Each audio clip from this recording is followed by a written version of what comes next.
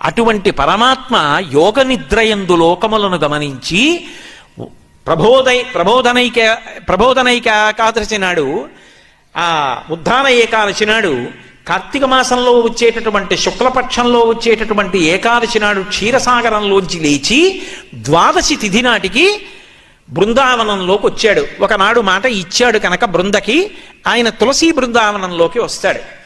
అందుకే ఆ రోజున ఆరాధన, విష్ణు సహస్రనామ స్తోత్ర పారాయణం, దీపాలు పెట్టడం అన్నీ కూడా క్షీరాబ్ది ద్వాదశి అని ఆ తులసి చెట్టు దగ్గర చేస్తారు.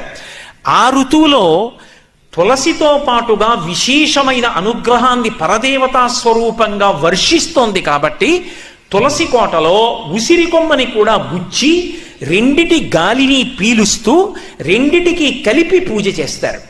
కాబట్టి క్షీరాబ్ది ద్వాదశి, ద్వాదశి దీపాలని ప్రత్యేకంగా దీపాలు పెడతారు.